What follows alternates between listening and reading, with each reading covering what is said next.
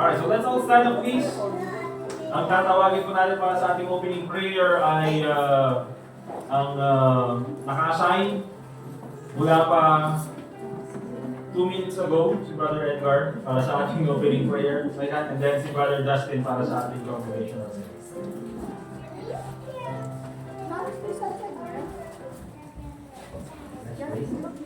Dear Lord, salamat po muli sa araw po na bigyan niyo kami po ay makakapakinig po ng salita and nalulog po ay para po kasama namin ang natin nalulog po ay salamat po sa mga naituro niyo we pray for clarity and understanding we listen to your word and please guide our future as you delivers your message and all this we pray in Jesus' name. Amen. Let's open your songbooks po sa Psalm 202. Psalm 202. Psalm 202 by Redeemer. Psalm 202 on the first. I will sing of my Redeemer and His wondrous love to me. On the cruel cross He suffered, from the curse to set me free. Sing, oh sing of my Redeemer. With His blood He purchased me. On the cross He sealed my pardon. Paid the debt and made me free. I will tell the wondrous story, how my Lord sustained to save. In His boundless love and mercy, He the ransom freely gave. Sing, oh sing of my Redeemer. With His blood He purchased me. On the cross He sealed my pardon, paid the debt and made me free.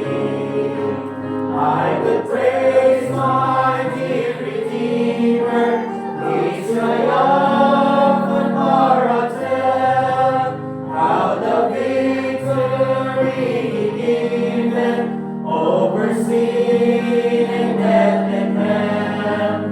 Sing, oh sing of my Redeemer. With His blood He purchased me. On the cross He sealed my pardon, paid the debt and made me free. I will sing of my Redeemer and His heavenly love to me. He from death to life hath brought me, Son of God, living to be. Sing, oh sing of my Redeemer. With His blood He purchased me. On the cross He sealed my pardon, paid the debt and made me free.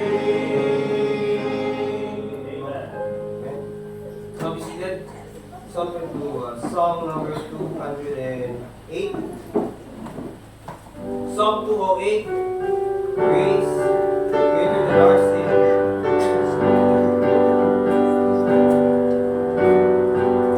On the first.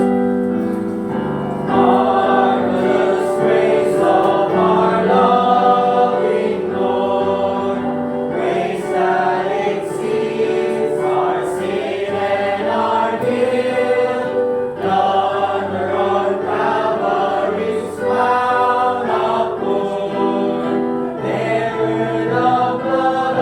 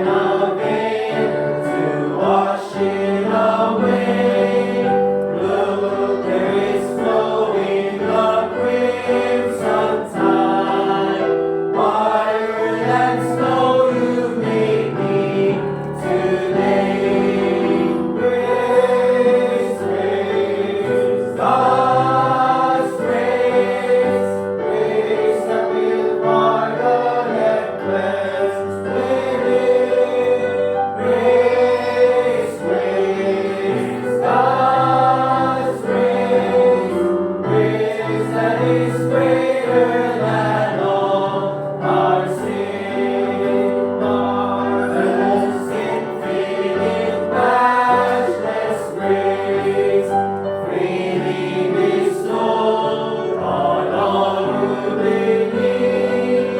You that are longing to see His face, when this moment His grace receive. Grace, grace, God's grace, grace that will pardon and cleanse within. Grace, grace, God's grace, grace that is greater than all our sin. Amen. Praise the Lord, mga kapatid. Okay, dadako po tayo sa ating mga announcement ngayong umaga nito. Again, April 6 po yung ating paparating na church anniversary. And then, ilagay ko na para alam natin yung takbo ng programs natin for the whole year. So meron tayong tatlong event na malalaki this 2025.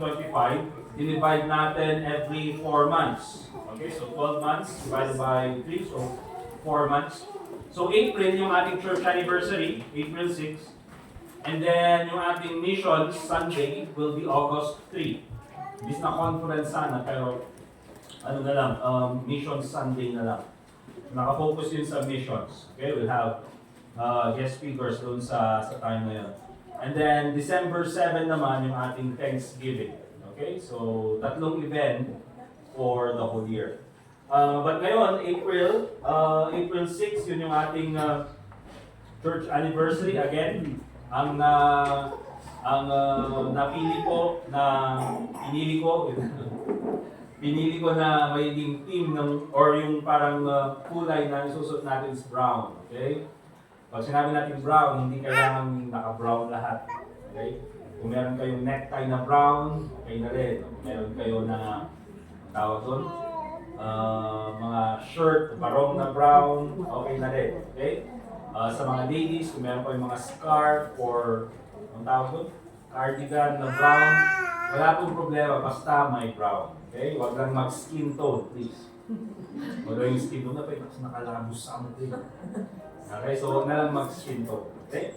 So, yun po yung gagawin natin. Also, again, pagkatapos po ng ating offering later on, yung regular offering, meron tayong special offering para sa ating anniversary.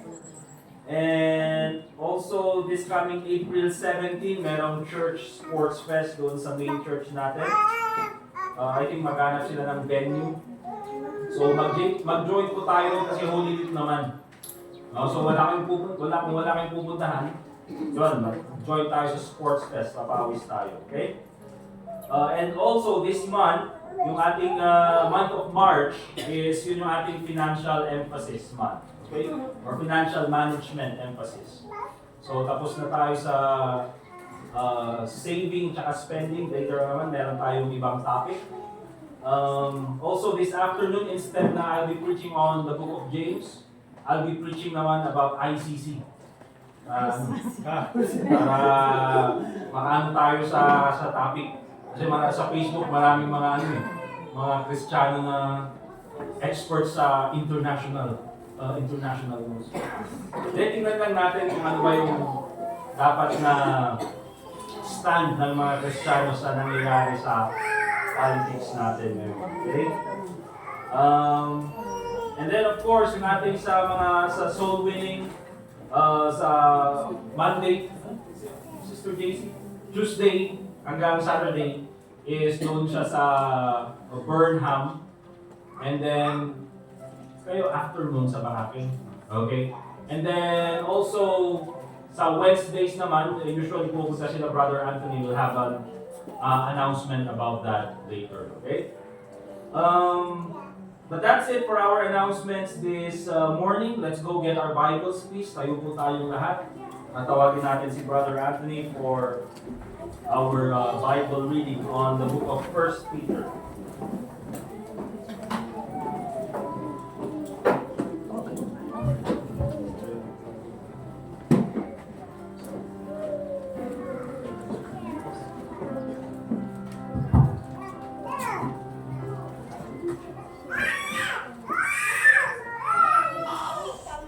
Please turn your Bibles to 1 Peter chapter number 4. 1 Peter chapter number 4.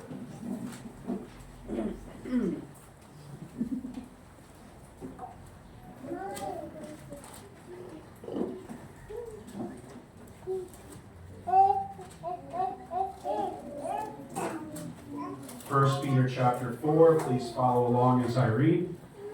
For as much then as Christ hath suffered for us in the flesh, arm yourselves likewise with the same mind. For he that hath suffered in the flesh hath ceased from sin, that he no longer should live the rest of his time in the flesh to the lust of men, but to the will of God. For the time past of our life may suffice us to have wrought the will of the Gentiles, when we walked in lasciviousness, lusts, excess of wine, revellings, bequestings, and abominable idolatries, wherein they think it strange that ye run not with them to the same excess of riot, speaking evil of you, who shall give account to him that is ready to judge the quick and the dead. For this cause was the gospel preached also to them that are dead, that they might be judged according to men in the flesh, but live according to God in the Spirit. But the end of all things is at hand. Be ye therefore sober, and watch unto prayer. And above all things have fervent charity among yourselves, for charity shall cover the multitude of sins. Use hospitality one to another without grudging. As every man hath received the gift, even so minister the same one to another, as good stewards of the manifold grace of God. If any man speak, let him speak as the oracles of God. If any man minister, let him do it as of the ability which God giveth, that God in all things may be glorified through Jesus Christ, to whom be praise and dominion forever and ever. Amen.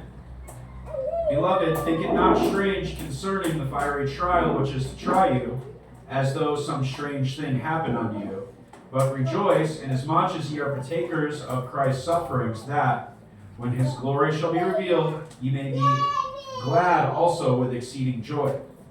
If ye be reproached for the name of Christ, happy are ye, for the Spirit of glory and of God resteth upon you. On their part he is evil spoken of, but on your part he is glorified. But let none of you suffer as a murderer, or as a thief, or as an evildoer, or as a busybody in other men's matters. Yet, if any man suffer as a Christian, let him not be ashamed, but let him glorify God on this behalf. For the time is come that judgment must begin at the house of God, and if it first begin at us, what shall the end be of them that obey not the gospel of God? And if the righteous scarcely be saved, where shall the ungodly and the sinner appear? Wherefore, let them that suffer according to the will of God commit the keeping of their souls to him in well-doing as unto a faithful Creator. Thank you. Be seated please mga kapatid. Dadako na rin tayo sa ating one more congregational singing.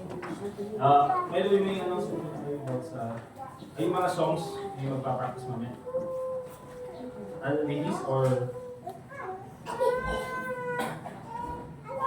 okay, sige yung mga sa Sunday or sa sa anniversary. Sa anniversary, ang kantahin na lang natin is yung ang tawag doon. Yung Let There Be the Church. And then, pwede ba yung Lean on Me? Gusto ko yun. So, yung Lean on Me. Kung sino yung pwede mag-practice doon, kantahin din. And then, siguro by the end of March 30, mag-practice ulit yung men. Yung, ano yung kinanta natin na hindi natuloy? Ay, yung practice natin yung hindi natuloy yun yung kantahin natin. Naalala ko yung Dustin, yung song na yun. Ano yun? Hindi, yung isa, yung practice na natin, pero hindi natuloy na kami. basta. Yeah, practice na lang ulit natin, okay? Alright, Brother Dustin, one more song please.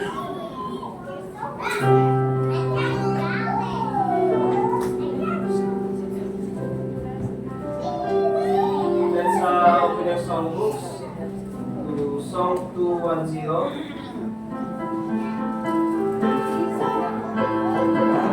Song 210, Wonderful Grace of Jesus. On first, wonderful grace of Jesus, greater than all my sin. How shall my tongue describe it? Where shall its grace begin? Taking away my burden, setting my spirit free. For the wonderful grace of Jesus reaches me. Wonderful the matchless grace of Jesus, deeper than the mighty rolling sea. Wonderful grace, oh so sufficient for me.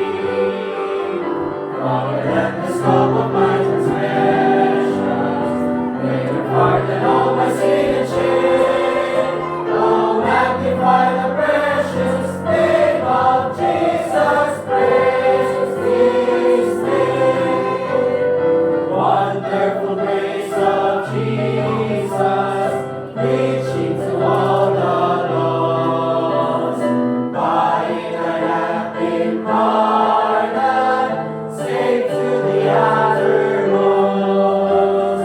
Chains have been torn asunder, giving me liberty. And the wonderful grace of Jesus reaches me. Wonderful the matchless grace of Jesus, deeper than the mighty rolling sea. I am the mountains, climbing and the thousand, no sufficient just for even me. Broader than the scope of my transgressions, greater far than all my sin and shame. Oh, magnify the precious name of Jesus, praise His name. Wonderful grace of Jesus, reaching the most divine. By its transforming power, making us dear child, purchasing peace and heaven for all eternity. And the wonderful grace of Jesus reaches me. Wonderful the matchless grace of Jesus, deeper than the mighty rolling sea. Wide and the mountains, wider than your thousand, all sufficient grace for even me. Broader than the scope of my transgressions, greater far than all my sin and shame. Oh, magnify the precious name of Jesus, praise His name.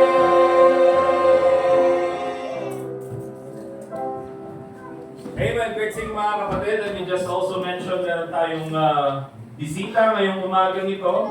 Kapitbahay po natin doon sa Padre Zamora. Doon kami sa Padre Burgos, pero siya po ay doon sa Padre Zamora. Si Sister Juana de Jericho. And then kasama niya yung kanyang anak, bodyguard. Si Steven. Okay? So, then po, let's go ahead and get our Bibles. Shake hands with them later. Fellowship po sila. Welcome them dito sa ating church. Okay? Let's go get our Bibles, please. And lalaka po tayo sa ating mensahe ngayong umagang ito. Let's open our Bibles in Exodus chapter 12. And we'll read verse 35 and verse 36. Exodus chapter 12. And in verse 35, verse 36.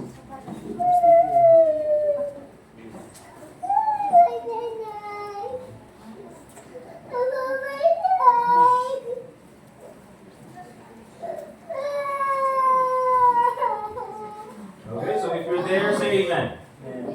Okay, Exodus chapter 12, verse 35, ang sabi ng Bible. And the children of Israel did according to the word of Moses, and they borrowed of the Egyptians jewels of silver and jewels of gold and raiment.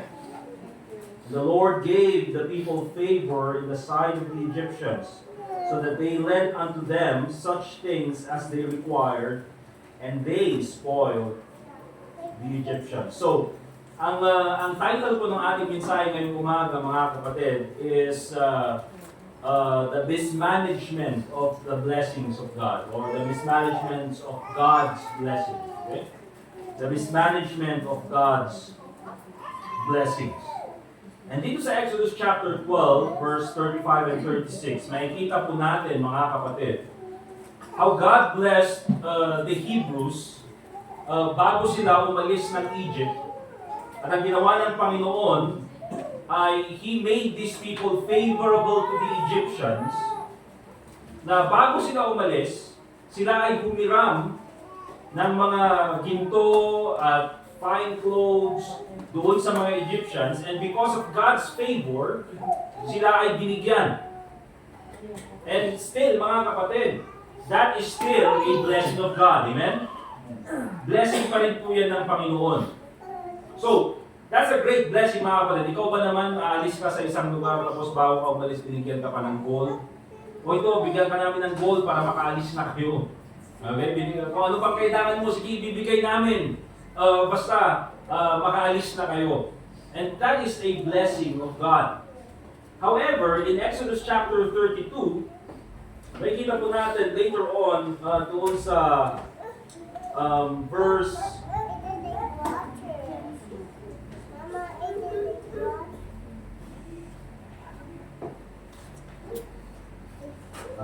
verse 4, kahit makita lang natin,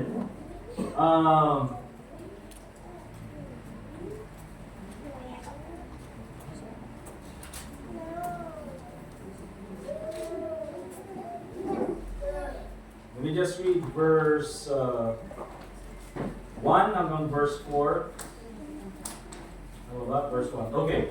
And when the people saw that Moses delayed to come down out of the mount, the people gathered themselves together unto Aaron, and said unto him, Up, make us gods which shall go before us, for as for this Moses, the man that brought us up out of the land of Egypt, we wot not what is become of him. So, nag-request yung mga tao, ang tagal naman bumalik ni Moses, tumayo ka dyan, Aaron, gumawa ka ng Diyos-Diyosan para sa amin. And Aaron said unto them, Break off the golden earrings. Where do you think, kanino nang galing yung mga golden earrings na yon? Kanino nang galing yung mga gold na hawak ng mga Hebrews na yon, which are in their ears of your wives, of your sons, and of your daughters, and bring them unto me. And all the people break off the golden earrings which were in their ears, and brought them unto Aaron, and he received them at their hand, and fashioned it with a graving tool, and he made it a molten calf.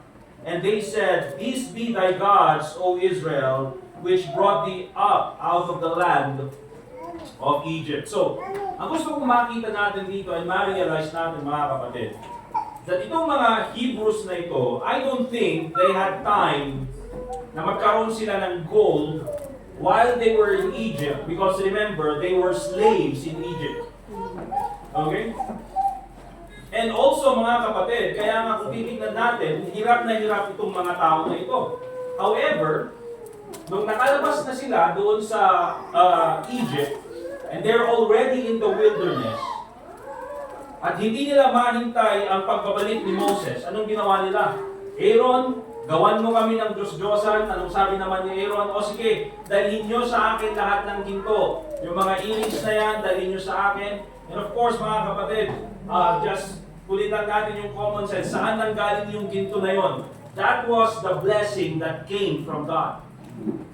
Pero anong ginawa ng mga tao? They turned it into an idol. They turned it into a golden image, a golden calf. Okay? So ano makikita natin dito mga kapatid? This is exactly what happens when we mismanage God's blessings. Okay? Kaya nga po, yung mensahe natin ngayon is the mismanagement of God's blessings. First of all, let me mention to you this principle. Unang-una, ito yung titignan natin. God's blessings always have a godly purpose. Remember that, mga kapatid. Ang biyaya ng Diyos, ang blessing ng Panginoon, meron at meron siyang godly na purpose. Hindi po magbibigay ang Panginoon ng blessing sa atin na ikapapahamak natin. Remember that. Bibigyan tayo ng Panginoon ng blessing because that blessing has a godly purpose. Amen? In the case ng mga Egypt or ng mga Hebrews na ito, what's the purpose? Bakit sila binigyan ng Panginoon ng blessings na galing sa mga Egyptians or na kinuha nila from the Egyptians? Look at Genesis chapter 15 verse 14. Genesis chapter 15 verse 14, ito po ay isang prophecy about sa kung anong mangyayari sa mga Hebrews while they were, or pag sila ay lalabas out of Egypt, yung promise ng Panginoon kay Abraham. And the Bible says, sabi ng Panginoon kay Abraham, and also that nation, okay, magagaling sa iyo, whom they shall serve. Okay? Yung mga tao na yan, of course, they will be serving Egypt. I judge, and afterward shall they come out with great substance. So unang-una, the reason why God gave favor to these Hebrews para makakuha sila ng gold from the Egyptians, okay, is because God is fulfilling His promise. Okay? Dahil promise niya yan kay Abraham. Yes, maninilbihan sila sa mga Egyptians, pero bago sila aalis, they will come out with great substance. Alright? But also, another one, look at Exodus chapter 25, verse 2 to 8, and ito yung main purpose.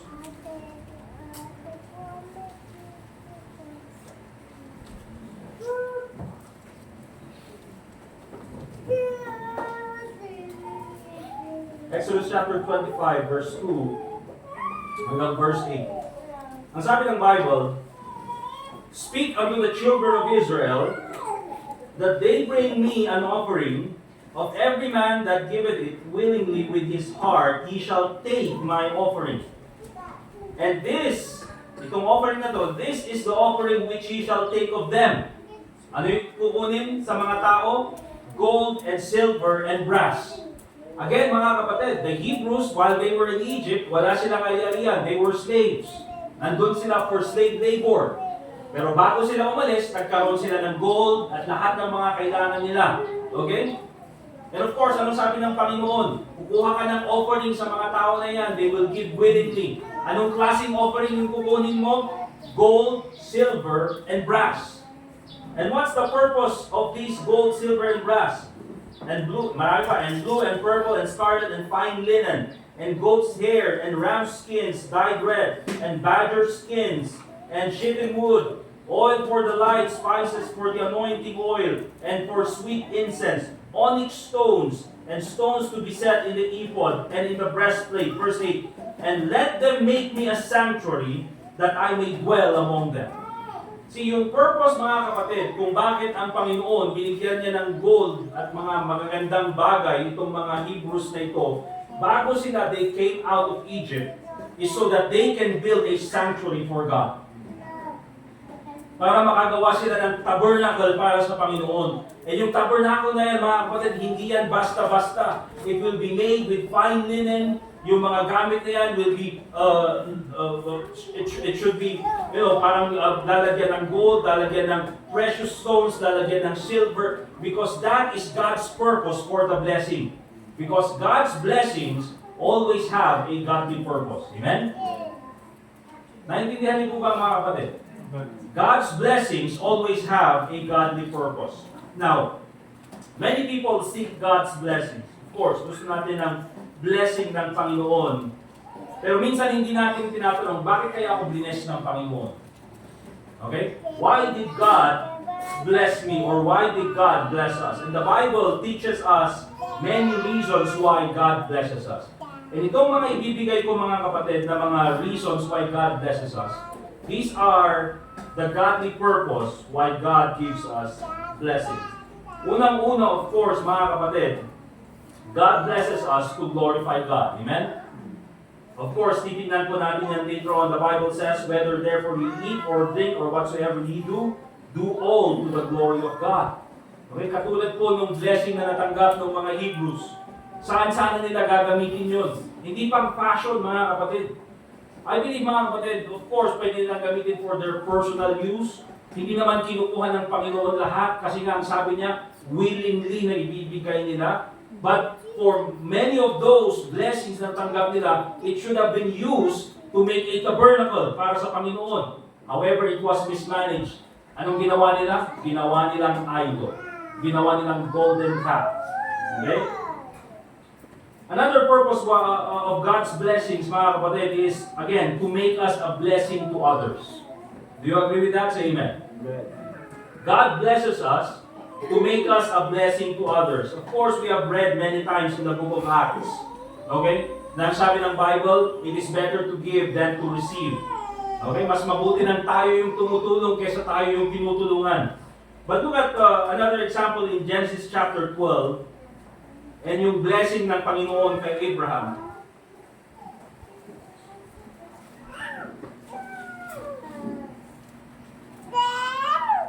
The Bible says in Genesis chapter 12 verse 2, ang sabi ng Panginoon kay Abraham, and I will make thee a great nation. Alright? And I will bless thee and make thy name great.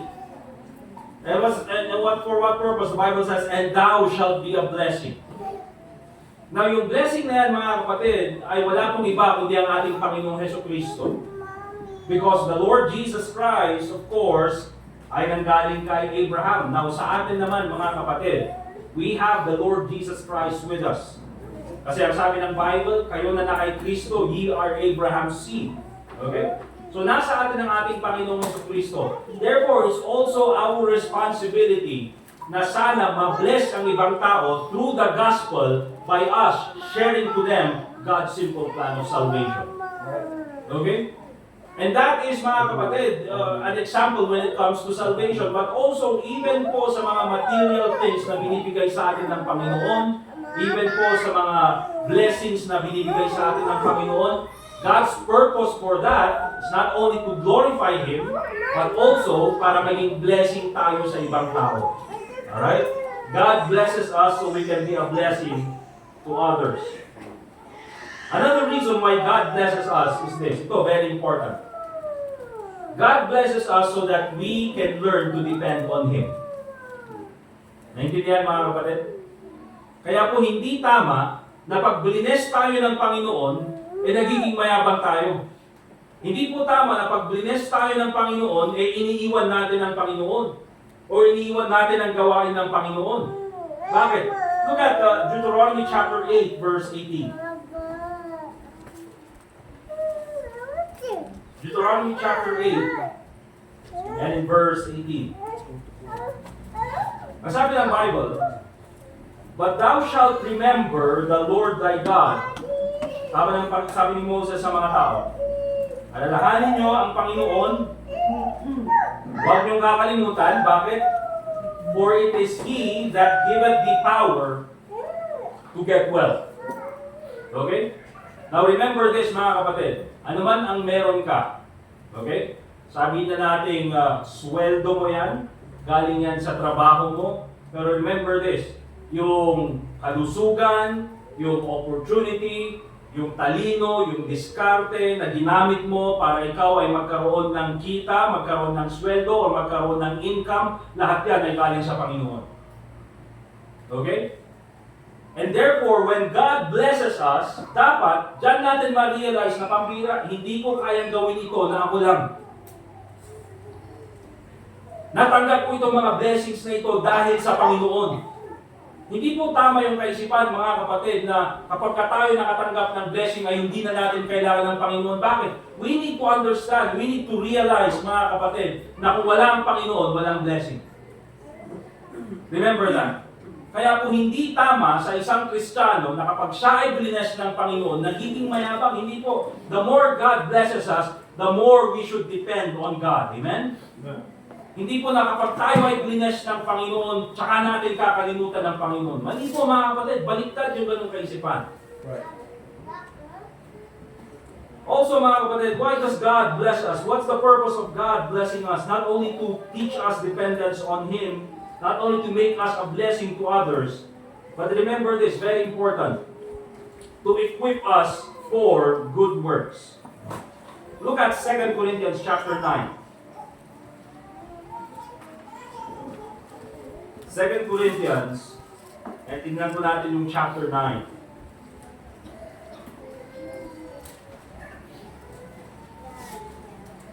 Okay, sabi ng Bible sa verse 8.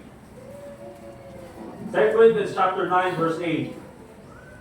And God is able to make all grace abound toward you. Now, first of all, mga kapatid, itong 2 Corinthians chapter 9 ay sinasabi ni Paul, or binabanggit ni Paul dito, or sinasabi niya sa mga tao who were supportive in helping other Christians. Okay? Ang sabi niya ganyan, God is able to make all grace abound toward you. Pag ikaw ay nagbigay, God will give you more grace toward you. And what's the purpose of that blessing? Para mas maging mayaman ka? Or para mas tumaas ang status mo sa society? No, the reason why God will continue to bless you is this, that He always having all sufficiency in all things may abound to every good work. Pagpapalain ka ng Panginoon so that mas marami ka pang mas mabuting magawa para sa Panginoon. Okay?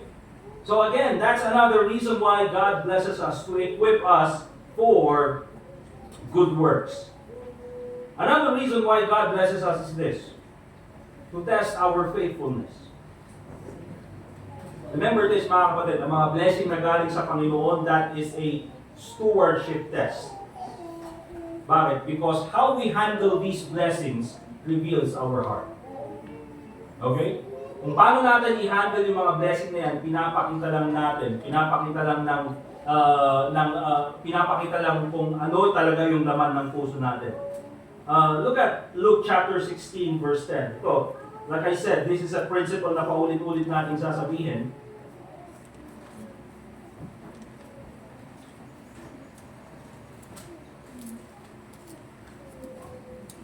The Bible says, He that is faithful in that which is least, sabi ng Panginoon Jesucristo, is faithful also in much. Kung faithful ka sa kakaunti, it is only logical to think, sabi ng Panginoon, that you will be faithful in much. Kaya nga po minsan kahit po sa trabaho, or even minsan kahit po sa ministry, or siguro gawin na lang muna natin sa trabaho, di ba?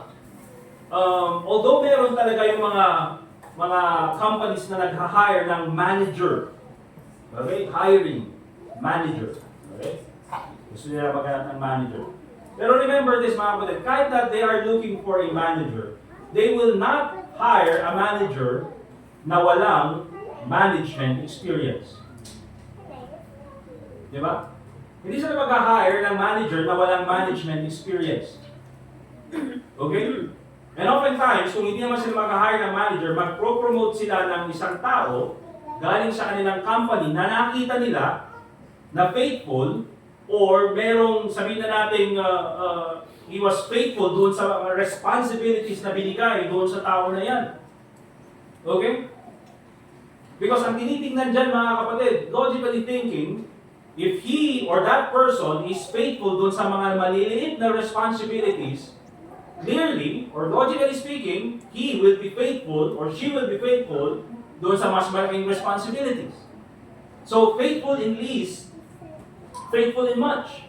Katulad nung rich young ruler, mga kapatid, na ang hinahanap niya ay parang, anong gagawin ko so that I may inherit eternal life? Okay? So ang sabi ng Panginoon, itong gawin mo, do this, do that, lahat ng mga yan gagawin mo. Okay? Love the Lord our God, tulungan mo yung mga nangangailangan, or gawin mo itong mga bagay. Sabi ng rich young ruler, ay, ginawa ko na lahat ng mga bagay na yan. Or sabi ni Jesus Christ, okay, sige. So, ang gawin mo, pamigay mo lahat ng mga ari-arian mo, pamigay mo lahat ng kayamanan mo, and then sumunod ka sa akin. Ano sabi ng rich young ruler? Siya ay nalungkot, naglakad palayo, and for what reason? The Bible says, because he had much riches. So, hindi niya maiwan yung kanyang kayamanan para sumunod sa Panginoon. Well, in fact, ang tinatanong niya is kung ano ba yung true riches. So, kung titignan natin mga kapatid, he that is faithful in that which is least is faithful also in much. Yung mga blessings na binibigay sa atin ng Panginoon, God is also testing us how we are going to manage those blessings. And of course, kung hindi natin kayang i-manage yung blessing na binigay sa atin ng Panginoon, why would we expect na bibigyan tayo ng Panginoon ng mas malaking blessing? Okay? At tulad na ginamit natin na example last Sunday, mga kapatid, na in fact, gusto natin ng malaking halaga, gusto natin ng 1 million, gusto natin ng 10 million, of course. Pero if we can't even prioritize ang ating Panginoon when it comes to giving tithes doon sa 10,000 na meron sa atin, why do you think God will give you 1 million if you can't manage the 10,000? Okay? Baka ngayon pa yung mas lalong maglayo sa iyo sa Panginoon. So not only to test our faithfulness, but also remember this, very important, to draw us closer to God. Bakit ka blines ng Panginoon? Nang sa ganun ay mas maging malapit ka sa Kanya. Kaya hindi po tama mga kapatid, at hindi po maayos na pag-iisip, na kapag tayo ay binibless ng Panginoon, yun pa yung time na lumalayo tayo sa Panginoon. Look at anong sabi ng Bible sa Romans chapter 2 verse 4. Let me just use this as an example, mga kapatid. Example lang ito. And I'm just gonna use this verse na pwede nating pagkunan ng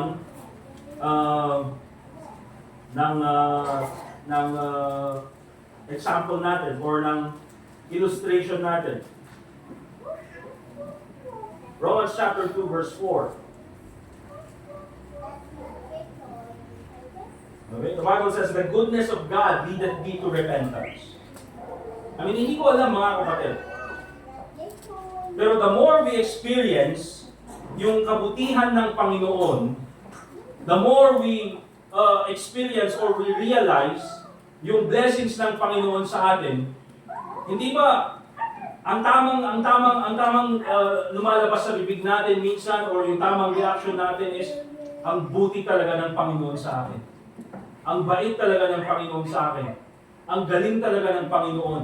Alam niyang kailangan ko, tapos binigay niya. Di ba? Because we realize, mga kapatid, na lahat ng yun, those are all the goodness of God. At kaya yan, dapat mas lalo tayong lumalapit sa Panginoon. However, maraming Kristiyano na habang sila ay binibless ng Panginoon, imbes na yun yung maglapit sa kanila sa Panginoon, yun pa ang naglayo sila sa kanila sa Panginoon. And again, that is a sure sign of mismanagement of God's blessings. Okay? And of course, let me mention to you another one. Another reason why God blesses us is of course very important, to advance the gospel of the Lord Jesus Christ. Okay? Look at Acts chapter 4. Acts chapter 4.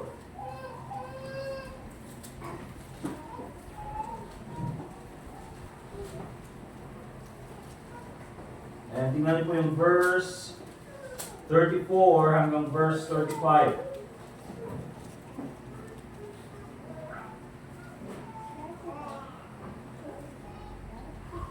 Okay? Tingnan niyo po, Acts chapter 4, verse 34 hanggang verse 35, the Bible says, neither was there any among them that lacked. Yung mga members po doon sa church ng Jerusalem during that time, ay hindi po sila nagkaroon ng ganong kalaking pangangailangan. Bakit? For as many as were possessors of lands or houses, sold them, and brought the prices of the things that were sold, and laid them down at the apostles' feet, and distribution was made unto every man according as he had need. Okay?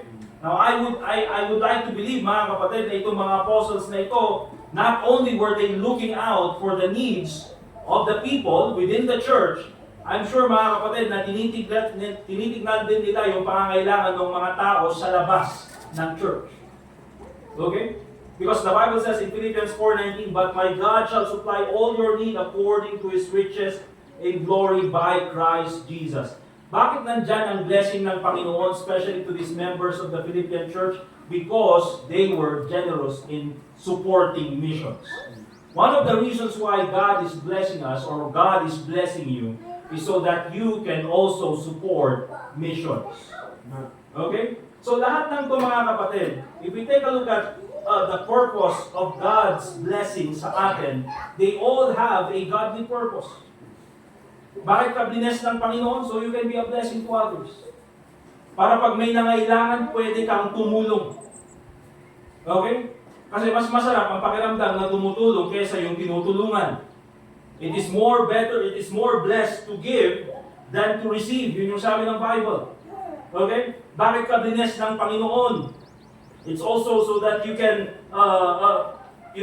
learn to depend on God. Mas lalo kang maging depende sa Panginoon, or you can depend upon Him sa lahat ng pangangailangan mo. To equip yourself for good works, mas marami ka pang magawang kabutihan para sa ating Panginoon. To test our faith, to draw us closer to Him, to advance the gospel. Kaya po, mga kapatid, that's the reason why we're teaching financial management, is so that we can use God's blessing for His glory. Amen? Hindi po financial management para mag-ipon tayo or mag-spend tayo ng maayos para maging mayaman. Mga kapatid, that is just a byproduct of wisely managing the blessings of God. But unang-una, we are teaching financial management, and we ought to learn financial management because God's blessings always have a godly purpose. Amen? Itatak po natin yan sa ating isipan, mga kapatid. Hindi po ako nagtuturo ng financial management para tayo yumaman. Kung ganun din lang, mga kapatid, ano yung sasabihin ko? Open-minded ba kayo, mga kapatid? Meron akong bagong product dito. Ako yung magiging... Huwag niyo na akong tawagin na preacher, ha? Ang tawag niyo na sa akin, upline. Tawag niyo na sa akin, coach. Diba? Para mag-invest na lang kayo sa akin. Pero pagka nalugi yung investment natin, yan talaga, mga kapatid, ang mga pagsubok na binibigay ng Panginoon sa atin. Okay? So hindi po, mga kapatid, the reason why we're doing this lessons para sa financial management is so that we can be a blessing to others. Magamit natin yung blessing na binigay ng Panginoon para sa atin. Now let's take a look at secondly, the dangers of mismanaging God's blessings. Ano ba yung nagiging kalabasan? Ano ba yung danger na pwedeng mangyari when we mismanage God's blessings? Let's go back sa Exodus chapter 32. Exodus chapter 32. At balikan po natin yung verse 4.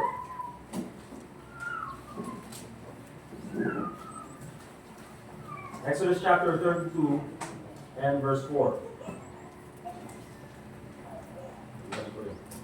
Okay, so ang sabi ng Bible, so again, kung babalikan natin yung nangyari sa Exodus chapter 32, dahil nainip yung mga tao, hindi sila makapagantay kay Moses sa kung anong susunod na gagawin nila. Sabi nila, wala, hindi na natin alam kung ano nangyari kay Moses. Aaron, bangon ka dyan, up! At gawan mo kami ng Diyos-Diyosan. And so in verse 4, and he received them at their hand. Ano yung tinanggap ni Aaron? Yung mga gold, yung mga brass, lahat ng mga kailangan, which were supposed to be used for the construction of the tabernacle. para sa sanctuary ng Panginoon, should be used for the glory of God, should be used for helping others, should be used for a godly purpose. So anong ginawa nila? The Bible says, and he received them at their hand and fashioned it with a graving tool. After he made it a molten calf, and they said, ano sabi nila? This be thy gods, O Israel. Oh, mga kababayan, mga, anong tawag doon? Mga tawag doon sa mga ka-Duterte. Sabihin na natin. Mga ka-BBM, mga ka-Solid North, mga ka-Camping. Okay? Ito na ang Diyos-Diyosan natin. Ito na ang Diyos natin. And you know what? Anong sabi nilang ganyan sa verse 4? This be thy gods, O Israel, which brought thee up out of the land of Egypt. Ito ang nagligtas sa atin. Okay? Ito ang nagbigay sa atin ng kalayaan mula sa Egypt. Kasi mga kapatid, ang nangyari dito, na imbis na sambahin nila ang Panginoon na nagligtas sa kanila, first of all, and then nagbigay sa kanila ng blessing, and then nung nandun sila sa Red Sea, siya ang nag-divide doon sa Red Sea, at nagbigay sa kanila ng tubig, at nagbigay sa kanila ng mana, at nagbigay sa kanila ng quails nung kinakailangan nila, pero nung sabi nila, oh, ito ang Diyos natin. Ito yung nagligtas sa atin. You see, how much of an insult that is in the face of God, mga kapatid. Di ba? Naglines niya itong mga tao na ito, tapos iba yung sinamba nila. Okay? And so what is the danger of God's blessings? Instead of worshiping the giver, na dapat ginagawa natin, instead na wino-worship natin yung Diyos na nagligtas sa atin, na nag-bless sa atin, anong ginawa nitong mga Hebrews na ito? They worship the gift. They worship the blessing more than the one who gave the blessing. That's what's happening here, mga kapatid, in Exodus chapter 32. And you know what, mga kapatid, maraming Kristiyano, hindi naman sila gumagawa ng golden calf. Hindi naman sila, katulad ni Aaron na nagpa-fashion sila ng golden calf. But you know what, mga kapatid, maraming Kristiyano, blines ng Panginoon, pero imbis na sambahin ng Panginoon, sinasamba nila yung blessing. Okay? Na kumbaga yung blessing, ang nagligtas sa kanila, na kumbaga yung blessing, ang, for example, sabihin natin, mas sinasamba nila yung trabaho nila, o mas sinasamba nila yung pera nila. Na kumbaga akala nila, yung pera nila, yun yung nagligtas sa kanila. Yung pera nila, yun yung nagbigay ng magandang kalusugan para sa kanila. Yung pera nila, yun yung nagbigay sa kanila ng maayos na pamilya. You see? Pero kinalimutan nila, mga kapatid, yung tunay na pinanggalingan ng blessing, which is God Himself. And so what's the danger of mismanaging God's blessings? Una-una, nandyan po yung idolatry. It can lead to idolatry. Kanina po, mga kapatid, kung na-miss nyo sa Sunday School, may wisdom na binanggit si RJ. Yun daw yung idolater daw. Yan daw ay sakit daw, kasalanan ng mga procrastinators. Diba? Bakit? I do later. I do later daw, I do later. Wala, hindi komentary. Pero sabi ko, uy, may IQ yung joke na yun. Idolater, I do later. Sabi niya. Okay? Pero hindi po, pag sinabi natin talagang idolater, this is someone who is worshiping someone else besides God. Okay? Ewan na natin sabihin, mga Katoliko lang. Lahat po, mga kapatid. Hindu, sino ba? Buddhist, lahat ng mga kapatid, Hindu, Buddhist, Catholics, lahat po mga kapatid who is worshiping another God aside from God, Muslims included, lahat ng yan, they are idolaters because they are not worshiping the only true God. Okay? It can lead to idolatry. Bakit? Itong mga Israelites na ito, itong mga Hebrews, they worship the golden calf instead of the living God. Instead na ang buhay na Diyos ang kanilang pagsilbihan o ang kanilang i-worship. You see mga kapatid, yung gold na yon na naipon, it was supposed to be used for the glory of God. It was supposed to be used for the tabernacle. It was supposed to be used for the sanctuary. Pero it is such an embarrassment mga kapatid na ginamit nila para gumawa ng golden calf. You see mga kapatid, if we mismanage God's blessings, what happens is we become idolaters. Hindi man tayo sumasamba ng Diyos-Diyosan. Pero ang nangyayari mga kapatid, sinasamba natin yung blessing. Okay? Unang-una, first of all, binigyan ka ng trabaho ng Panginoon. Binigyan ka ng maayos na trabaho ng Panginoon. That should be used for the glory of God. Okay? Kung binigyan ka ng magandang income ng Panginoon, that should be used for the glory of God. Pero ang problema mga kapatid, minsan yung income na yan, or minsan yung mga bagay na natatanggap natin, imbis na gamitin natin para sa Panginoon, imbis na gamitin natin para sa pagtulong sa ibang tao, anong ginagawa natin? Ginagamit natin for worldly things. Ginagamit natin for worldly desires. The blessing that was supposed to be used for the glory of God was used for worldly things. Mga kapatid, katulad po yan ng ginawa ng mga Hebrews. Katulad po yan ng ginawa ng mga Hebrews na pag-alis nila ng Egypt, yung natanggap nilang blessing, ginawa nilang Diyos-Diyosan na supposed to be for the tabernacle of God.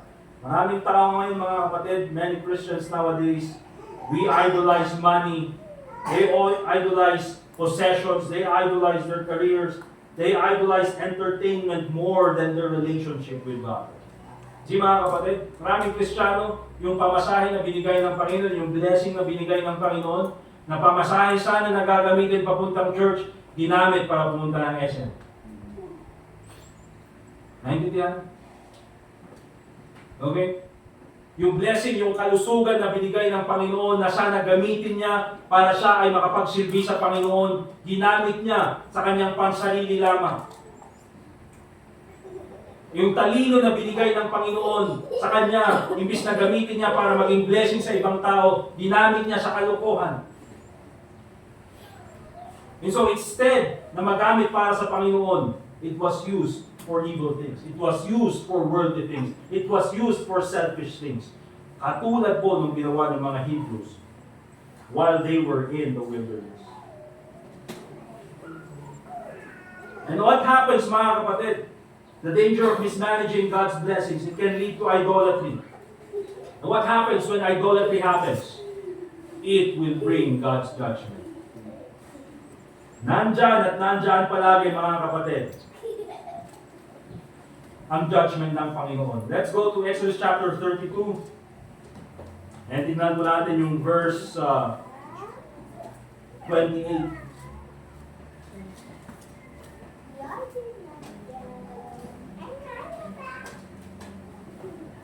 Dahil ang Panginoon po mga kapatid, He takes this sin seriously, yung sin of idolatry.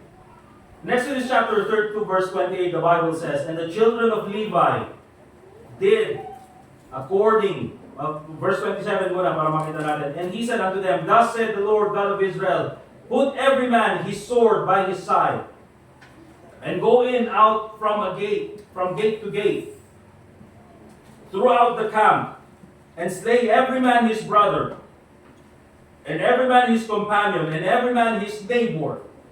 And the children of Levi did according to the word of Moses.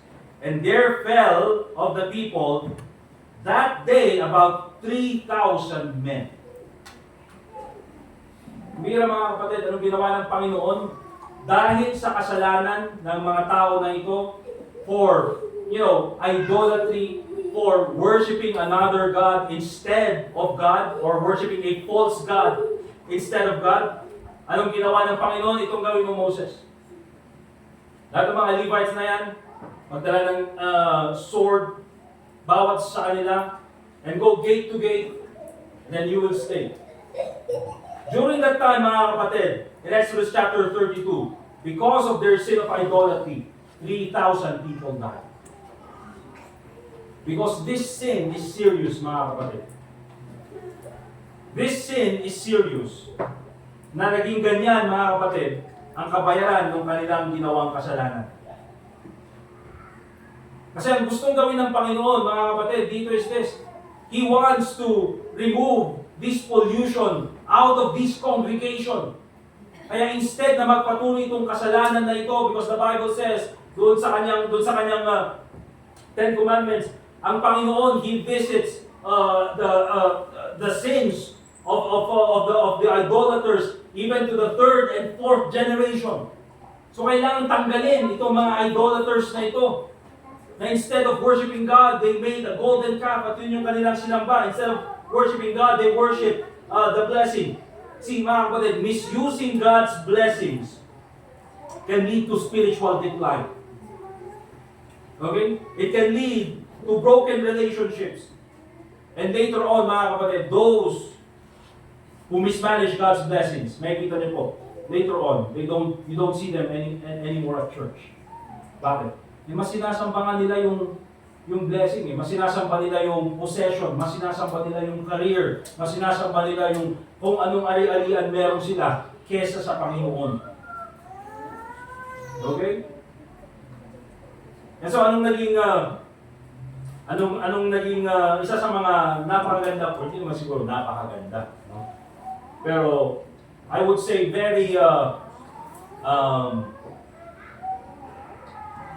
symbolic na ginawa ni Moses is this. One of the things that he did, very symbolic, is that pinulbos niya yung gold.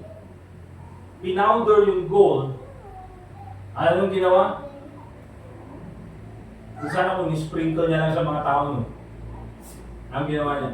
Pinowder niya yung gold at pinakain doon sa mga tao. Hindi ko alam mga kapatid kung anong klaseng powder.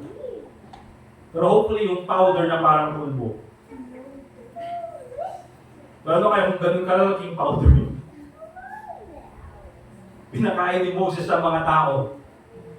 Okay? Bakit ganun yung ginawa ni Moses? Because here's the thing mga kapatid. Ang symbolism niyan mga kapatid is that these people, you are accountable for what you have done. Okay? Wala kang ibang sisisihin kung hindi sarili mo lang. And so, Moses, powdering yung gold at, force feeding sa mga tao na yan is a symbolism na you are accountable for what you have done. And lahat ng ito na consequence na pinagdaanan nyo is because of what you have done. Dahil na imbis na gamitin mo yung blessing na yan para sa ikalululahati ng Panginoon, ginamit mo para sa kasamaan. And again, that is the danger of mismanaging God's blessing. It will lead to God's judgment. It can bring God's judgment. And you know what mga kapatid? One of the things na makikita natin dito, the dangers of mismanaging God's blessing is it can rob us of God's best. Okay? It can rob us of God's best. You see, when we worship the blessing more than God, mga kapatid, sometimes that's the reason why hindi natin nakukuha yung best. Diba? Minsan nananatili na lang tayo doon sa konti na merong binigay sa atin. When in fact, marami pa sanang blessing ang ibibigay ng Panginoon. Pero ano nangyari? Because you can't handle that blessing, why would God even bless you more? Yan pa yung ikakasira ng buhay mo. Okay? Before we go there, mga kapatid, look at 1 Timothy chapter 6 para lang makita natin.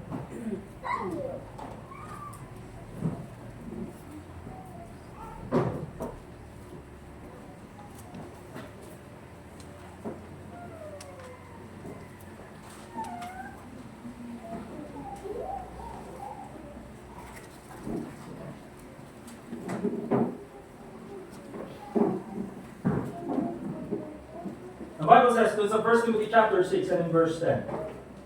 For the love of money is the root of all evil. So mga kapatid, bakit may mga tao, they love money? It's because yun na yung kanilang sinasamba, pera. Okay? Yun na yung kanilang sinasamba, pera na lang. And yung context dito sa 1 Timothy chapter 6, again, si Paul was talking to Timothy, a preacher sa isang church, pastor sa isang church. Ano sinabi niya ganyan? For the love of money is the root of all evil. Of course, ang sinasabi dito ni Paul is this, ikaw, Timothy, being a preacher, being a pastor, you have to beware. Okay? That the love of money is the root of all evil. Kaya sabi niya ganyan, which while some coveted after. Sino yung some na yun? He's talking about other preachers. He's talking about other pastors. Anong sabi niya ganyan? Some pastors, wala na silang binanggit kundi pera. Wala na silang ginawang emphasis kundi pera. Wala na silang, instead of exalting the Lord Jesus Christ, now they are exalting money. Instead of loving God, now they are loving money. And so what? Anong nangyari? Which while some coveted after. Ito yung gusto nilang makuha. And so what's the result? They have erred from the faith. You see? Iniwan nila yung pananampalataya. Kaya mga kapatid, meron po yung mga preachers sometimes that they will change their doctrine for money's sake. Kasi mga kapatid, I know of some preachers na tama yung doctrine nila, pero dahil mas malaki yung support ng Calvinistic Church, nag-change sila ng doctrine at naging Calvinist na rin sila for money's sake. Okay? And so yan yung sinasabi ni Apostle Paul kay Timothy, and pierce themselves through with many sorrows. I've mentioned this before mga kapatid, yung salitang and pierce themselves through with many sorrows. Anong ginawa nila? Parang sinaksak nila yung sarili nila. This is called suicide, kumbaga. Ano yung parang Japanese yung harakiri? Alright? If a person loves so much money, mga kapatid, pwede niyang gawin yan sa kanyang sarili. Diba? Na actually, ginagawa ko lang ito para maging mayaman ako, magkaroon ako ng pera. Pero actually, he is harming his or her own self. Bakit? For the love of money. Again, mga kapatid, we're not against money. Hindi po masama ang magkaroon ng pera. Blessing yan ng Panginoon. Well, first of all, let me put this into perspective. Na ang pera po, that is the lowest form of blessing. Amen? Okay? That is the lowest form of blessing. Bakit? Kasi ang pera madaling mawala. Ang pera madaling maubos. Kasi mas marami pong spiritual blessings ang Panginoon. What are the spiritual blessings? Salvation, the Holy Spirit, the Scriptures, you have a sanctuary, you have fellowship with fellow believers. Mga kapatid, yung the love of family, those are spiritual blessings. Okay? Kaya please don't take for granted yung mga bagay na yan. And you know what? One of the sure sign ng isang tao mahal niya ang pera is that he does not give importance to God's spiritual blessings. Diba? Para sa kanya, ang pinakamataas na blessing is pera. Minsan kasi, kaya meron po yung mga Kristiyano na tara dun, may blessing. Uy, may blessing yun. Okay? Punta tayo dun sa church na yun, may blessing. Ano kaya yung blessing na yun? Yun pala may namimigay ng pera. Yun pala yung blessing. Yun pala yung akala nilang blessing. Hindi nila alam mga kapatid na pakikinig ng salita ng Diyos, that's already a blessing. Hindi nila alam mga kapatid na pagmulat ng kanilang mata kaninang umaga, that's already a blessing. Diba? Kinalimutan nila na yung meron silang kalusugan na maglakad at makapunta doon sa church, that's already a blessing. Okay? Hindi nila na-realize na meron silang church na mapupuntahan. That's already a blessing. Pero akala nila mga kapatid, pag may pera, yun lang yung blessing. No, mga kapatid. Kasi pag ganun yung tingin natin sa pera, that shows us na ang tingin natin is that yun na yung pinaka-priority natin when it comes to blessings. Pera. Hindi po mga kapatid. It's the lowest form of blessing. However, ang binabanggit dyan is the love of money. Di ba? Hindi po porket wala kang pera, or hindi po natin, for example, sabihin lang natin na, hindi po porket sabihin natin na hindi naman ganun karami yung pera mo, o sakto lang yung pera mo, hindi ka mayaman, sabihin na lang natin. Hindi porket hindi ka mayaman, ibig sabihin wala kang love of money. Dahil meron po, yung mga hindi naman mayaman, pero covetous. Bakit? Because of the love of money. Okay? Kaya ang point na binabanggit ko dito is this. The dangers of mismanaging God's blessings, it can rob us of God's blessing. You know what happened to many of these people? Because of their constant idolatry, because of their complaining, at kaya nga marami sa mga tao na ito, 3,000 of them hindi nakarating sa promised land. Why? Because of idolatry. You know what, mga kapatid? Maraming mga Kristiyano, they remain the way they are. Hindi sila makapunta doon sa best ng Panginoon na nakaprepare sa kanila. Bakit? Because they mismanage God's blessing. Akala nila, ito na yung pinakamalaking blessing ng Panginoon. When in fact, marami pang nag-iintay na blessing. If we only know how to manage God's blessings. Kaya marami po dito sa mga tao na ito, except for two, di ba? Hindi nakarating sa promised land.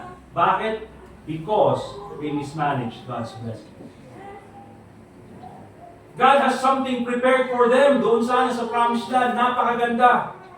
Land flowing with milk and honey. Di ba? Ang kailangan nilang gawin is magtrabaho. You see, kailangan nilang gawin is magtanim. At nandyan palagi yung supply ng ulan na binibigay ng Panginoon. Kasi meron silang lupa na pwede nilang ipamana doon sa kanilang mga anak. However, they did not experience that. You know why? Because they mismanaged God's blessing. Sinamba nila yung blessing kesa sa Panginoon. The blessing that was supposed to be used for God's glory, they used it for wickedness. That's why it's dangerous, mga kapatid, to mismanage God's blessings. Kaya po, it's very important for us, every believer, to manage God's blessings wisely. Amen? Yan po yung purpose ng ating financial management emphasis. Hindi po para maging mayaman, hindi po para magkaroon ng pera. Maganda po yung mga bagay na yan. Pero yung point dito is that we should use God's blessings for God's glory. So, how do we properly manage God's blessings? How do we properly manage God's blessings? Of course, first of all, use God's blessings for His glory. Okay? Use God's blessings for His glory. Bigyan ka ng Panginoon ng trabaho. Now, how can you use that for God's glory? Diba? Unang-una, it should not be a hindrance for you coming to church. Okay? At least sana mga kapatid, magawa natin that we can come once dito sa ating church. I understand mga kapatid na meron yung mga works na nire-require sa atin, even sometimes Sunday, para magtrabaho tayo, minsan nire-require na hindi tayo makapunta sa church, but at least we can do our best na once a week makapunta tayo sa church. Amen? Okay? Of course, binigyan tayo ng income. How can we use that for God's glory? Remember this, mga kapatid. Nag-usapan natin ito when it comes to spending. Okay? The first thing na ipa-prioritize natin when it comes to the income that God has given to us is that we should give our tithes to God. Amen? Amen po ba, mga kapatid? Okay? Because God is our priority. So use God's blessings for His glory. Of course, kung meron kang blessing, mga kapatid, kung nakatanggap ka ng blessing, don't be selfish not to share it with other people. Okay? Kung pwede kang tumulong sa ibang tao, bless ka naman ng Panginoon, why not? That's the reason why God blessed you, so that you can be a blessing to others also. Okay? So use God's blessings for His glory. Secondly, beware of turning God's gifts into idols. Beware of turning God's gifts into idols. Ang blessing po ng Panginoon, it should not take the place of God in our hearts. Ang utos sa atin ng Panginoon is to love God with all our heart, with all our soul, with all our mind. Okay? Dapat siya yung priority sa puso natin. Siya yung priority sa buhay natin. Pero minsan naging priority yung mga blessings ng Panginoon. And because of that, it becomes into idol. It turns into idols in our life. If we love money, if we love comfort, if we love success more than God, mga kapatid, then we are in danger of idolatry. And of course, mga kapatid, lastly, how to manage God's blessings. Be faithful and responsible stewards. Stewards being manager. Okay? Bigyan ka ng Panginoon, God bless you so that you can manage it. Okay? Ma-manage mo na maayos. Manage God's resources wisely. 1 Corinthians chapter 4, verse 2. Dito po tayo magtatapos sa verse na ito.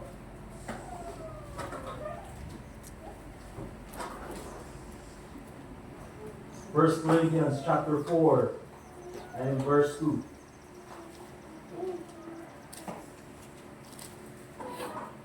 The Bible says, moreover, it is required in stewards that a man be found faithful.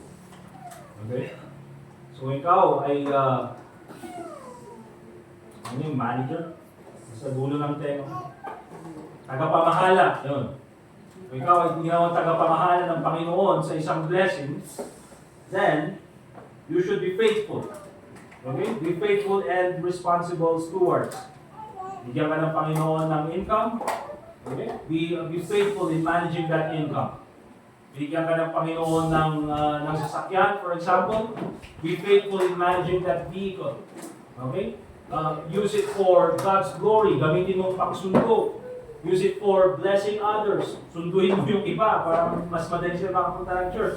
All those things, mga kapatid, practical things that we can do to be responsible stewards. So remember, mga kapatid, managing the blessings of God is a very important emphasis sa buhay natin bilang isang mga Kristiyano. God is blessing us every day. Amen? Nandiyan yung blessing palagi ng Panginoon. God has given us the blessing of life, the blessing na makapagtrabaho, the blessing of health. All those things, gamitin natin ng maayos for the glory of God. Kapag hindi po natin ginamit ng maayos, we are in danger of God's judgment. Bakit? Because sooner or later, it will turn into idolatry. Okay? That's why remember this. Katulad ng unang-unang prinsipyo na sinabi natin, God's blessings always have a godly purpose. Kung anong blessing meron ka sa oras na ito, think of this. How can I use this blessing for the glory of God? Amen? Let us pray. Dear God, Heavenly Father, once again, we thank you for this time na kami po ay nakapakinig ng iyong salita. We thank you, dear Lord, for the presence of each one. Salamat po sa blessings na patuloy na binibigay niyo sa amin. Salamat po, Panginoon, for the opportunity to be blessed and the opportunity to be a blessing to others as well. Panginoon, marami po kaming pagkukulang sa aming mga nakaraan, especially po sa pag-handle, pag-manage sa mga blessings na ito. Nawa po, Panginoon, patawarin mo kami sa mga pagkukulang na ito at nawa po bigyan mo po kami ng karunungan. Nang sa ganun po ay hindi po namin maulit itong mga pagkakamali nito. At nawa po, Panginoon, ay magamit namin ng maayos itong mga blessings nito. Sana po, Panginoon, na hindi po namin tularan ang mga Hebreo na pag-alis nila ng Egypt ay sa mga blessing na binigay mo sa kanila, sila tuloy, Panginoon, ay sumamba sa ibang Diyos-Diyosan at kinalimutan nila ang purpose ng blessing na binigay mo sa kanila. So I pray, Lord, na ikaw po sana patuloy na maging gabay sa bawat isa sa amin. Tulungan po kami sa aming mga kahinaan. Patawarin po kami sa aming mga kasalanan. And I pray, Lord, na patuloy mo po na i-bless ang bawat isa sa amin. Lord, salamat po sa iyong salita na nagbibigay sa amin ng karunungan sa mga decisions na ginagawa namin sa buhay namin. At pangalan mo na po, bigyan kalwaltian sa buhay namin. And as we continue to pray, dear God, as we have this invitation, as we pray for one another, I pray, Lord, ikaw po sana ang makinig sa prayer ng bawat isa for the commitment na gagawin po ng bawat sama ng mga po. Salamat po, Panginoon. And also pray in the name of the Lord Jesus Christ. Let's continue to pray, mga kapatid. And again, I pray that you'll make a commitment this morning that you will manage the blessings of God wisely. Use it for the glory of God. Use it to be a blessing to others. And I pray that we'll always remember na lahat ng blessing ng Panginoon ay mayroong godly purpose. So sige po, manalangin tayo.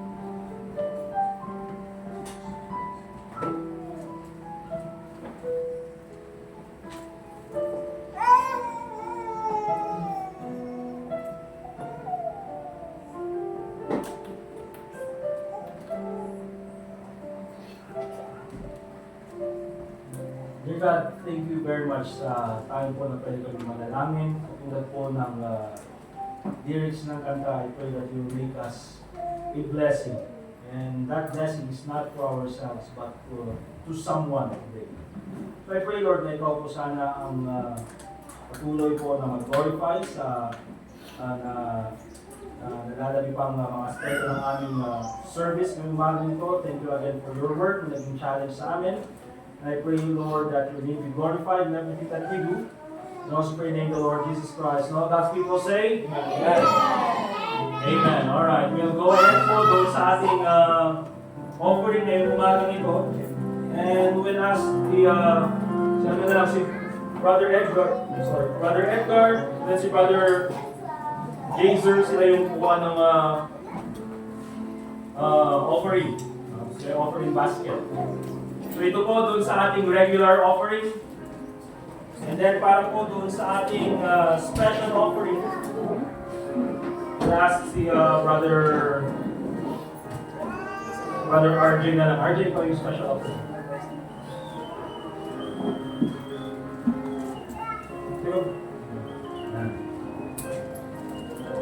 So ngayon, men na yung kuha ng offering para mas tawag doon, mas nakaka-intimidate.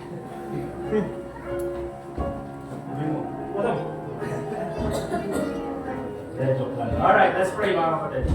Lord, once again, we thank you for this time that we can give this morning. I pray, Lord, na ikaw pong mag-bless sa offering na ibibigay ng bawat sa amin. Once again, Lord, hindi po ito sana ay magamit sa iyong kalwalatian. We also pray in the name of the Lord Jesus Christ. Amen. Okay, let's give our offerings mga kapatid.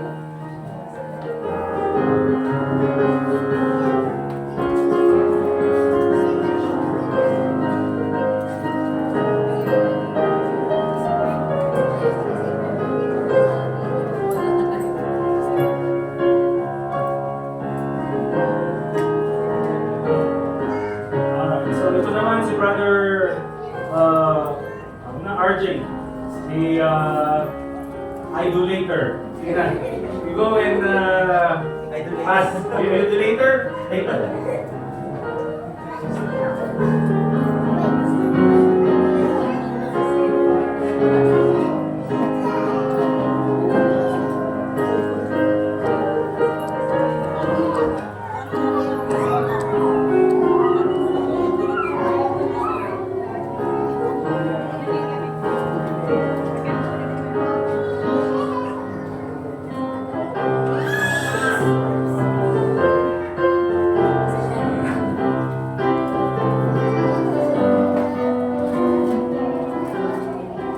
Alright mga kapatid, this is a wonderful day para sa bawat sa atin. Amen?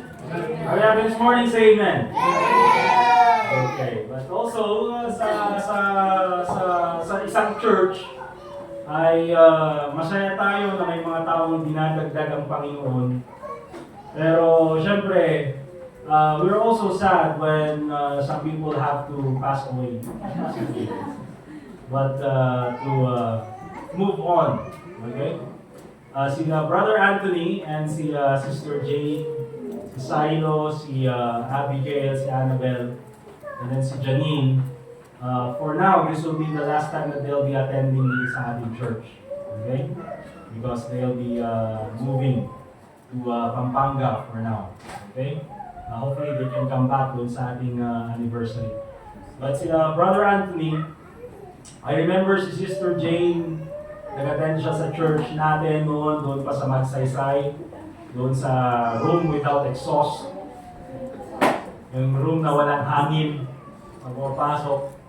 So nag-attend doon si Sister Jane, I think July something? Or August something, nakalimutan ko. But nag-attend siya doon, nag-attend siya mag-isa. And then sinabi niya sa akin that by next week meron siyang kasamang mag-attend na iba. And then the Sunday after, kasama na niya si Brother Anthony. So looking back during that time, nag-propose na pala si Brother Anthony doon. So, kinasal si Brother Anthony at si Sister Jane, 2019, 2020, nag-lockdown of course, and then by August, syempre kasama nila si Silo, diba? Nagkaroon na sila ng kambal, si Abigail at si Annabelle, and then recently, 2023, tama ba? 24, si Janine. Ay meron na silang isa pang Janine, okay? But for now, so kasama natin ng matagal itong family na ito, kinakwenta ko is almost 6 years. 21, 22, 23, 24, 25, almost 6 years na kasama sila dito sa church. And it is sad na pupunta sila sa ibang lugar, but of course, meron din silang mga sariling plano for their family. And ayaw naman natin na sabihin na, pag hindi na kayo mag-attend dito, ay mawawalan kaligtasan nyo. Hindi naman mga. Okay? Of course, God is still their shepherd, and God will lead them to what's best for God. So, may I ask yung family ng Brother Anthony to stand up, please? And to Brother Anthony, to Sister Jane, to Abigail, to Annabelle, to Silo and Janine.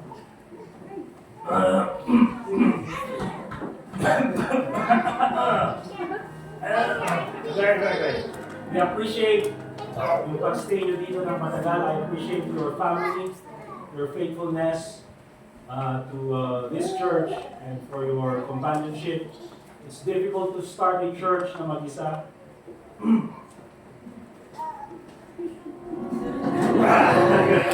But you were there when I needed you most.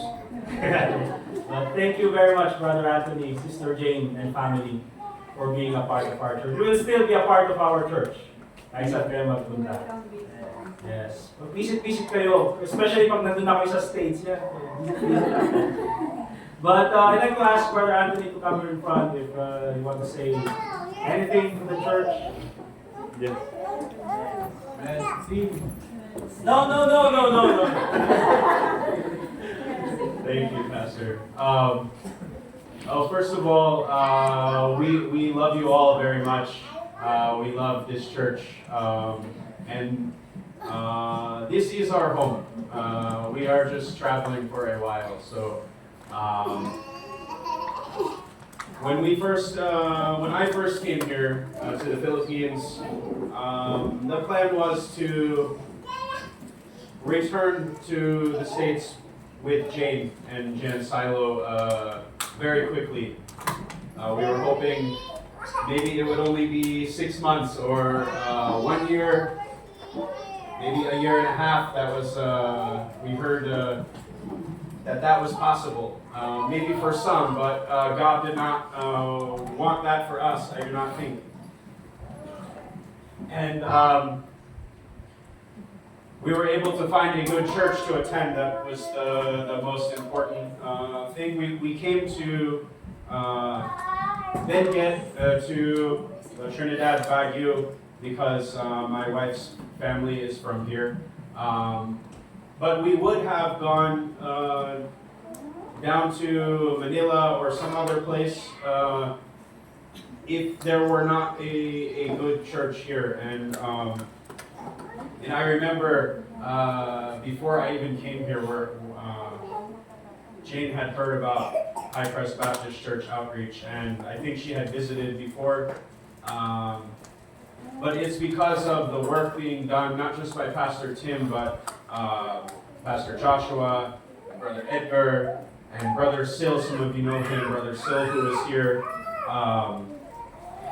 They were here doing the work, sharing the gospel, starting the church, and even advertising that on the internet, inviting people to come. And because of that, we decided to come to this church. And it was not for long. We knew we delayed applying for our visa. We probably would have already been back there if we applied right away. But we knew we needed to be here to be part of the church and to be helping with the gospel in this area. And I want to stress that the most to all of you, that it's rare to have a good church, a church that has the right gospel, a church that has the right Bible, a church that is it has a soul-winning program. Pastor's been preaching, and we've had a lot of things about the ministry, being involved in the ministry, and it's really important that you involve yourself in the ministry of the church as much as possible. But it's rare to have a church that's good and solid. And on top of those three basic things, a church where the pastor is digging deep into the preaching, and not only that, but ensuring that you know how to use your knowledge and how to behave as a Christian.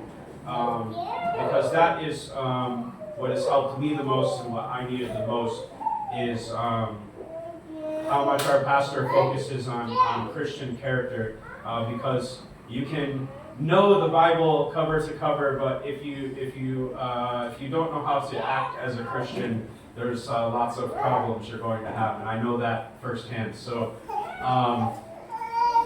I just want to say, this is not goodbye forever. We'll be back. We're going to go visit some other friends of ours for a while before we actually do get our visa, and that's all Lord willing. If that doesn't work out, for me, I'm willing. I'd like to go visit the States, but sometimes my thought is maybe God will just ban us from there or something if He wants us to stay, and I'm okay with that. So we'll be back, whether it's after we go to the States and back here after many years. But we love this place, and we love this church, and we love all of you. We appreciate all. Many of you have done a lot for us, and all of you are doing a lot for each other just by being here. So I'm also sad, but we're just ready for some another part of our journey. But we will see you again soon and later again. So God bless all of you and thank all of you. That's all. Amen. Amen. Thank you, Brother Anthony. Anthony, Sister Jane, pakadakit mo kay Sister Jane. Samakin niyo ko ni Sister Jane. And see you in the States. Don't worry, I will send an email to my uncle at States, Donald. At saka yung mga Sister Jane, tanong nga magbabawi. Alan? Ayos yung magalan? Ayusin? Okay. So again, thank you to the Barrero family. Again, tulad nga sabi nila, this is their home. They continue to pray for you until magkita-kita ulit until we see each other again. After that tribulation, but that's what we're going to do. Let's continue to pray for one another and let's continue to cherish one another inside this church. Kasi hindi natin alam, baka mamaya may ibang plano ang Panginoon para sa bawat sa atin. So, let's enjoy every fellowship, let's enjoy time na magkakasama tayo dito sa church natin. Amen? And of course, for the men, again, mawawalan tayo ng isang men dito sa church natin. For the men, it's very important that all of you will step up para may kasama tayo sa ministry dito sa ating church. Okay? And of course, same goes with the ladies. So, let's go ahead and stand up, please. And we'll have our final song this morning.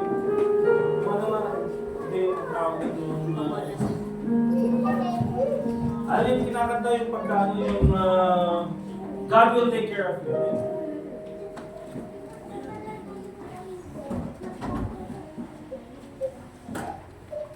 Let's sing song number 124. God will take care of you.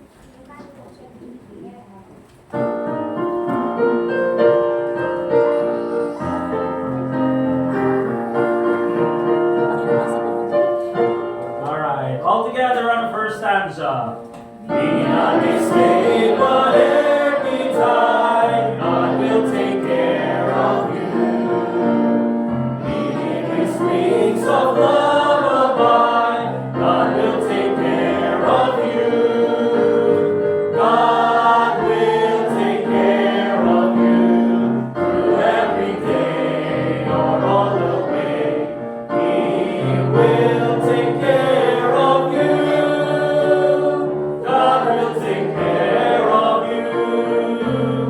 Through days of toil when heart doth fail, God will take care of you.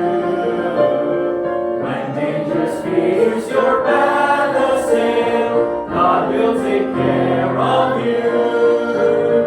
God will take care of you through every day or all the way. He will take care of you. God will take care of you. All you may need, He will provide. God will take care of you. Nothing you ask will be denied. God will take care of you. God will take care of you through every day or all the way. He will take care of you. God will take care of you. No matter what the test, God will take care of you. Lead weary one upon His breast, God will take care of you. God will take care of you through every day or all the way. He will take care of you. God will take care of you. To the Marero family, thank you very much. God will take care of you. Let us pray. Dear God, Heavenly Father, once again, we thank you for this church. We thank you po for the presence of each one na nakasama po namin mula pa nung nagsimula itong church na ito. Thank you, Lord, for bringing people into this church na naging kasama po namin sa gawain. We especially pray for the Marero family and we thank you for their faithfulness and for bringing them to our church. Lord, I pray that you'll continue to bless them sa kung saan po sila dadalhin sa kanilang patuloy na pagdalang Kristiyano. I pray, Lord, that you will give them the desires of their heart. And most importantly, Panginoon, I pray that you will continue to give them good health. And I pray that you will continue to use this family more in the ministry. Panginoon, please use this family also for more salvations of many people around the Philippines and around the world. I pray, Lord, that wherever you bring them, I pray that they will be a beacon of the gospel to a dark place, wherever you bring them, Panginoon. So I pray that you continue to bless each and every one of them. Sa mga bata, sa kanilang paglaki, si Janine, si Annabelle, si Abigail, ganoon din po si Silo. I pray that you could give them good health. Ganoon din po sa kanilang pag-aaral. For Sister Jane, I pray that you continue to bless her always, Panginoon. Give her the blessings, yung mga desires na gusto niya po. Ganoon din po, Panginoon, kay Brother Anthony, continue to bless him as he leads his family. Give him wisdom always, Panginoon. I pray that you guide this family always. At patuloy din po sa pag-guide niyo sa bawat sa amin as we continue on in our service this afternoon, later on. Please bless the fellowship. I pray, Lord, na ikaw po sanang mabigyan ng kalwalatian sa lahat ng aming gagawin. And also pray in the name of the Lord Jesus Christ. And all God's people say, Amen. That's fellowship, mga kapatid. Shake hands with the Marero family. I think nadiretso na sila ngayon dahil marami pa silang gagawin. So, shake hands with them. Say your ultimo adios. The last goodbye. Okay, no? Say goodbye to them and let's continue to pray for one another. Sige po.